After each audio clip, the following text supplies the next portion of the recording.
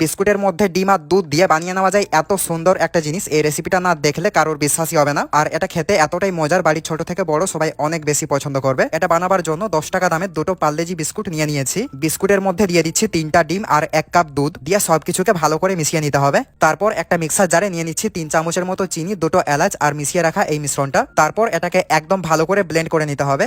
এরপর চুলায় একটা ফ্রাই প্যান চাপিয়ে তার মধ্যে দিয়ে দিচ্ছি 3 চামচের মতো চিনি আর অল্প জল দিয়ে একটা ক্যারামেল বানিয়ে নিতে হবে। ক্যারামেলটা হয়ে গেলে একটা কেক টিনে দিয়ে ভালো করে ছড়িয়ে নিচ্ছি। তারপর এর মধ্যে একটা ছাঁকনি নিয়ে সেই ব্লেন্ড করে নেওয়া মিশ্রণটা দিয়ে দিতে হবে। তারপর এটাকে ভাপিয়ে নেওয়ার জন্য চুলায় একটা হাঁড়ি চাপিয়ে তার মধ্যে দিয়ে দিচ্ছি বেশ একটু জল আর একটা স্ট্যান্ড দিয়ে জল একদম ভালো করে ফুটিয়ে নিয়েছি। এর মধ্যে বাটিটাকে বসিয়ে ঢাকা দিয়ে চুলার আঁচ একদম হাইতে করে দিয়ে এটাকে ভাপিয়ে নিতে হবে 20 থেকে 25 মিনিট বা 30 মিনিট। তো ভাপানো হয়ে গেলে একদম ভালো করে ঠান্ডা করে নিয়ে আগে ছুরি দিয়ে ছাড়িয়ে নিতে হবে, দিয়ে উল্টে নিতে হবে, তাহলে কিন্তু বেরিয়ে আসবে। তো দেখো দেখতে কতটা সুন্দর হয়েছে আর খেতে কিন্তু অনেক অনেক বেশি মজার। বাড়িতে একবার বানিয়ে দেখো, সবাই অনেক বেশি পছন্দ করবে। আজকের মতো টাটা।